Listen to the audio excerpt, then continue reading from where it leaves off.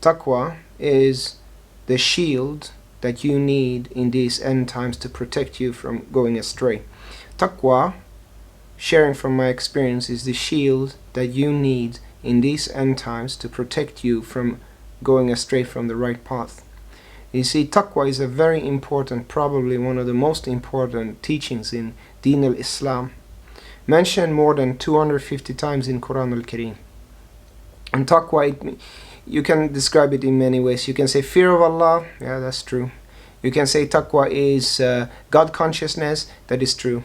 You can say Taqwa is related to mindfulness, that is true. Awareness of your deeds, the willingness to do right, and abstraining from doing wrong, that is also true.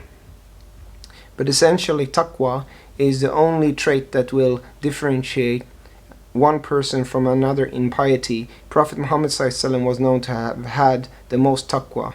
And the awliya, the saints, are saints because they have higher Taqwa, higher God consciousness than other people. That's the only thing that differentiates people. So if you want to be better than someone in an Islamic way, the only way to be better than another human being is to have more taqwa than that person. And you can read this in Quran and you can read this in Hadith.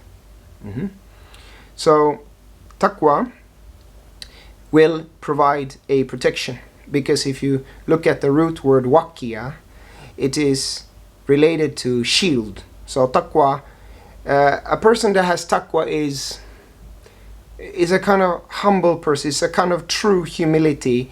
You feel that you are not so big. Allah is very, very big and you are very small.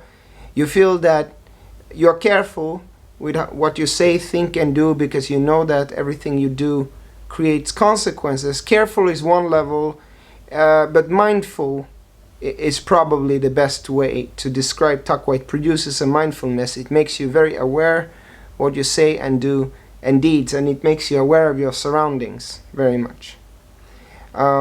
This is taqwa. So a kind of true humility and a kind of mindfulness. Now, why is taqwa important? Is because, and there are many levels of taqwa. It's difficult to develop true taqwa. It is.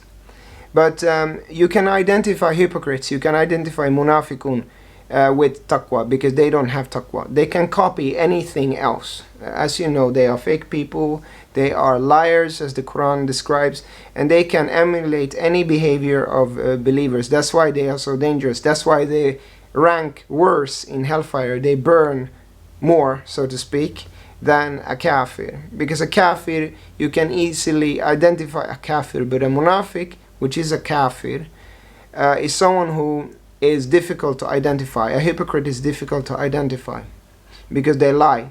They are like Oscar-winning actors. They can emulate all the sort of flow and all of that stuff from a believer or a Sufi or a Muslim or this and that. They can emulate all of that, but they don't have true taqwa. So if you pay attention very carefully, very, very carefully to a munafiq, you can spot that the true humility is not there. The true fear of Allah is not there. The true mindfulness is not there. They have this kind of being invincible. I'm above the law. I can do whatever I want. YOLO, carpe diem kind of lifestyle, kind of attitude. So when they talk, it seems so good and everything is fine. Then they say something and you're like, oh my God, how could you say that? You just said that. I don't believe that I heard you say that. That's kind of how you can identify munafiqun. And you have these jumps, you know, this everything sounds good, then they blaspheme very powerfully, or everything sounds good, then they insult God all of a sudden, and you cannot believe that those words just came out of that person who you believed was so pious and righteous.